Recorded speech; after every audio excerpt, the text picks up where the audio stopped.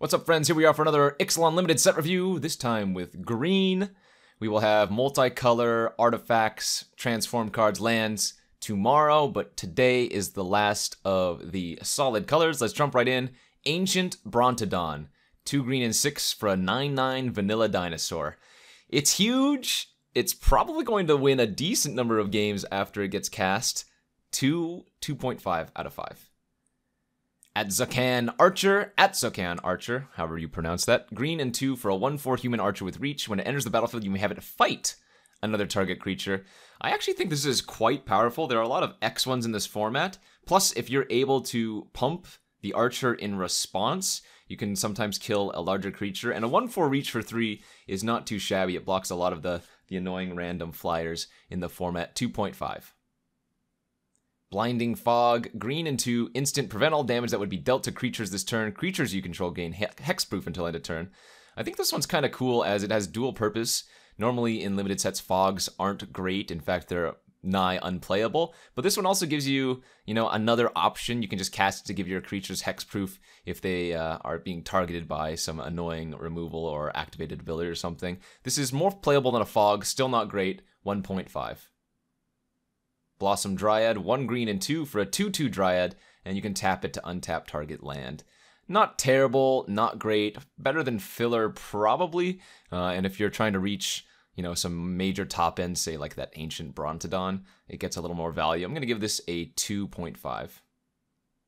Carnage Tyrant, 2 green 4, 7/6 dinosaur, can't be countered, trample, hexproof. What in the world? Fortunately for us, this is Mythic. You're not going to have to play against this or with this too frequently in limited, either draft or sealed. But 7/6 trample hexproof can't be countered for 6 mana. This is crazy. It's going to end a lot of games. Easy 4 out of 5. Colossal Dreadmaw, 2 green and 4 for a 6/6 trampler. See, now if you go back and look at the previous card, you have a 6 mana 7/6 trample hexproof can't be countered, and then you have a 6 mana 6/6 trampler. Still very good in limited, good stats, good body, and good trample ability, but you compare the mythic to the common, it's just so awkward. Colossal Dreadmaw is still at 2.5. Commune with Dinosaurs, a green for a sorcery. Look at the top 5 cards of your library. You may reveal a dinosaur or land and put them into your hand. Put the rest on the bottom of your library in any order. It's fine. You're normally going to hit at least something, right? Even if you don't get a dinosaur, you get a land. I've seen worse cards than this in green. I'm going to give it a 2. Crash the Ramparts, green and 2 for an instant. Target creature gains +3/+3 and gains trample until end of turn. Not a bad combat trick. It is quite expensive though. Usually for these type of effects, you're looking at, you want to have a 2 mana spell or less, but 3 mana is a little bit up there. I think it's fine, and you're going to play it in a lot of your green decks, but the mana cost is a little bit prohibitive. 2 out of 5. Crushing Canopy, green and 2, instant, destroy target creature with flying or destroy target enchantment. Solid card, and I wouldn't be surprised if you want to main deck this in a lot of your green decks, but sometimes you'll be sideboarding out if your opponent doesn't have any targets for it. 2 out of 5. Death Gorge Scavenger, green and 2 for a 3/2 dino. Whenever it enters the battlefield or attacks, you may exile target card from your graveyard. If a creature card is exiled this way, you gain 2 life. If a non-creature card is exiled this way, it gets +1/+1 until end of turn. So, medium body for the mana cost, but some, random upside if you're exiling a card from your graveyard. This is probably just a 2 or a 2.5 out of 5. Deeproot Champion, green and 1 for a 1/1 Merfolk Shaman. Rare, whenever you cast a non-creature spell, put a 1/1 counter on Deeproot Champion. This is kind of like Quirion Dryad, but obviously this relies on you having a decent number of non-creature spells in your deck. And if you do, I think this is a fine card, as it's frequently just going to be a 2/2 or larger on the backside. But if you're able to cast, say, 2, 3, even 4 non-creature spells after playing the champion, then it obviously can get out of hand. I'm going to give this a 2, though, out of 5. Deeproot Warrior is a 2/2 for a green and 1. Whenever it becomes blocked, it gets +1/+1 until end of turn. It is a Merfolk. It has some nice Merfolk synergies, and it is pretty aggressive too. It's hard for your opponent to block it early on, as they're either going to be trading for a larger creature, or you're going to be able to eat one of their bears or something. Give this a 2 out of 5. Drover of the Mighty, green and 1 for a 1/1.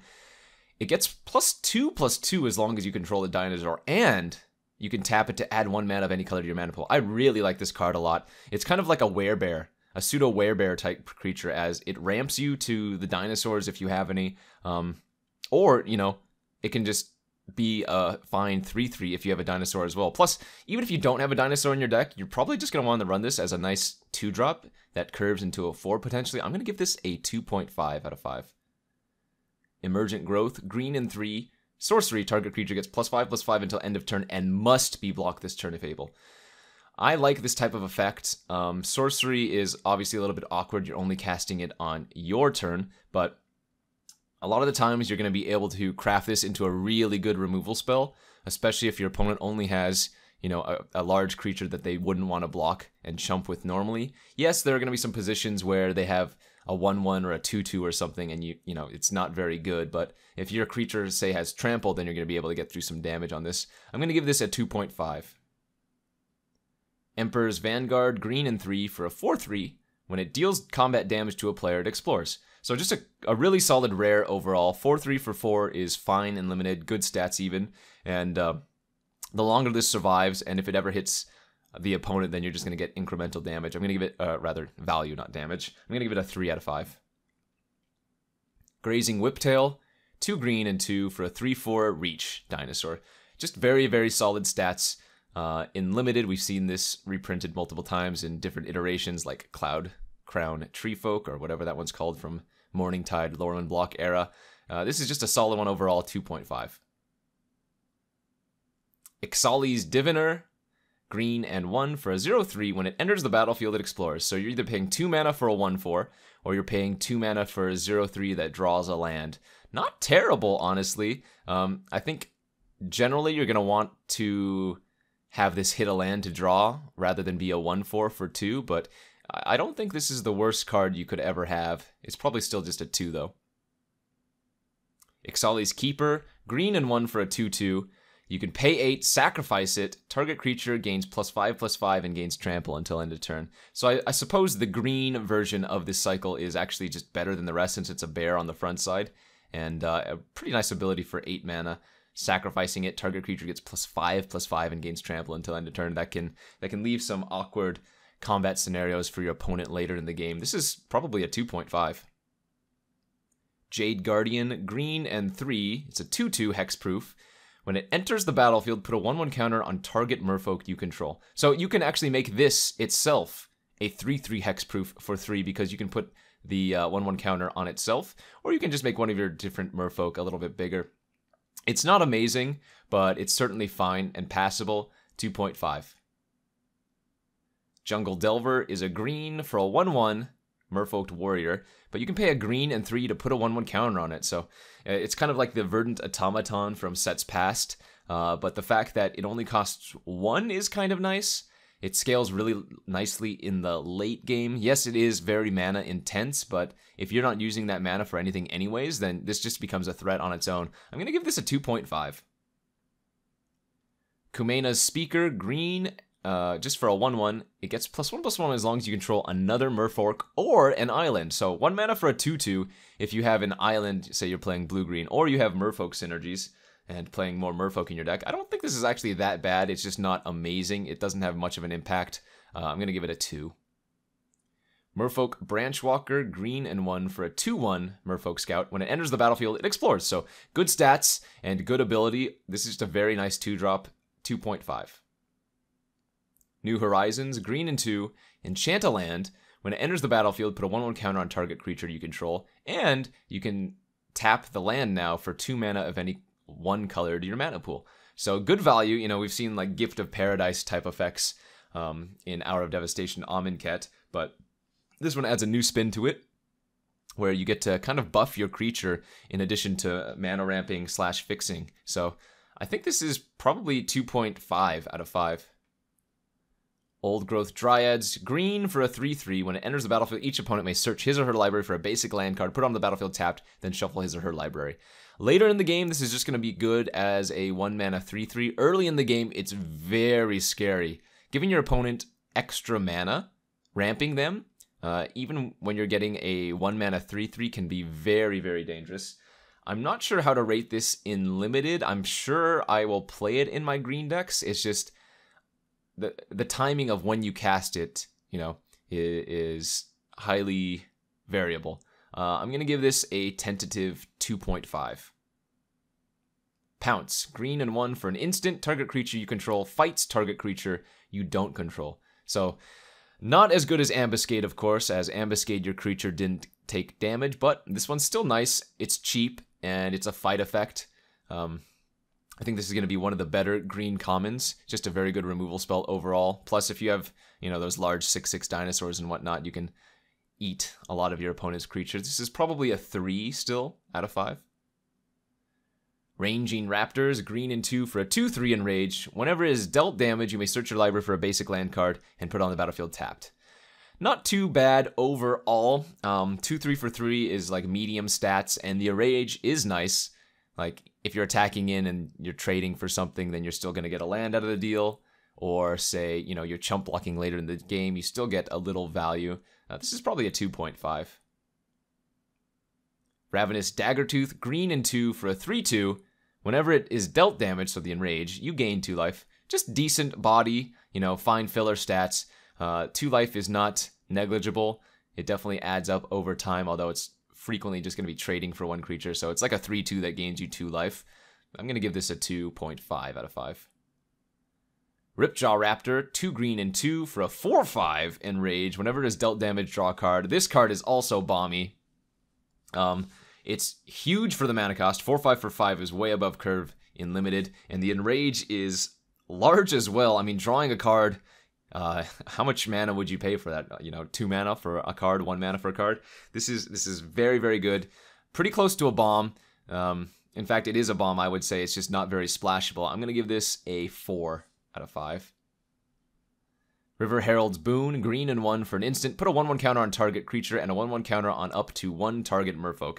So yeah, if you have merfolk in your deck, then this is going to be a nice trick where you get to put, you know, maybe even 2 1/1 counters on a creature if that creature's a merfolk. Or you can get, you know, 2 1/1 counters on 2 different creatures at instant speed. Good combat trick, 2.5.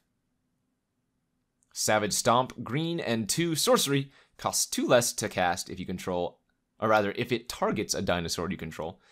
And then put a 1/1 counter on target creature you control, then that target creature fights another you don't control. So this is like Hunt the Weak. That costs less if you control a dinosaur, rather if you're targeting a dinosaur you control. And it's just good overall. Even if it was just 3 mana without the reduction of cost ability, it would still be very good as a reduced Hunt the Weak. I'm going to give this a 3.5. Shaper's Sanctuary, green for an enchantment. Whenever a creature you control becomes a target of spell or ability an opponent controls, you may draw a card. Maybe sideboard at best. I don't think you would ever want to main deck this, unless you know your opponent has a ton of targeted removal or random abilities. In those scenarios, yes, it could be good, but I'm just going to give this a 1 out of 5. Slice and Twain, another reprint from Scars of Mirrodin block. This is 2 green and 2, instant, destroy target artifact or enchantment, draw a card.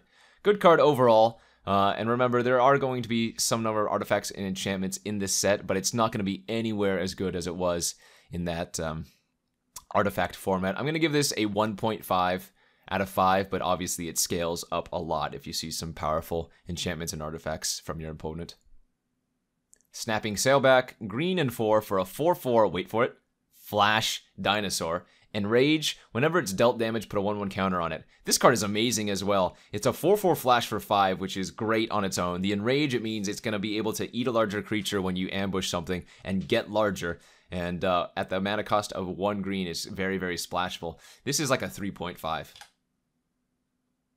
Spike-tailed Ceratops, green and 4 for a 4/4. It can block an additional creature each combat. It's a fine green common, nothing to write home about. 2.5.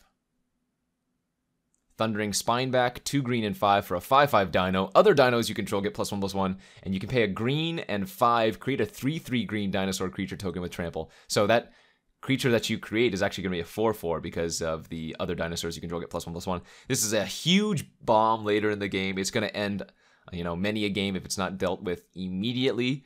I'm going to give this a 3.5. and it's only not a 4 because of the fact it's so hard to splash. Tishana's Wayfinder, green and 2 for a 2/2. When it enters the battlefield, it explores. So good value overall. I'm going to give this a 2.5. Verdant Rebirth, green and 1, instant. Until end of turn, target creature gains. When this creature dies, return it to its owner's hand and draw a card. I think this is actually quite solid. It's kind of like a rebirth effect that also draws you a card if you were going to, say, rebirth a creature. You know, there's some really valuable creatures in this format, and being able to save it while also cycling seems pretty nice to me. I'm going to give this a 2.5. Verdant Sun's Avatar, 2 green 5 for a 5/5 dinosaur avatar. Whenever it or another creature enters the battlefield in your control, you gain life equal to that creature's toughness. So it's a 7 mana 5/5 that gains 5 when it enters, and then it's just going to get cumulative value the more creatures that you play. It's nothing exciting though, it's just large stats and it can pull you ahead or stabilize you. I'm going to give this a 3 out of 5. Vine Shaper Mystic, green and 2 for a 1/3. When it enters the battlefield, put a 1/1 counter on each of up to 2 target merfolk you control. Wait a minute.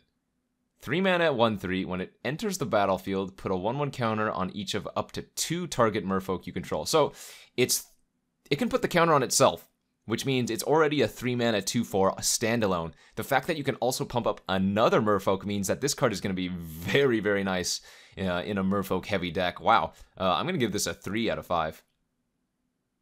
Waker of the Wilds, 2 green and 2 for a 3/3 merfolk shaman. You can pay 2 and X, put X 1/1 counters on target land you control. That land becomes a 0/0 elemental creature with haste. It's still a land.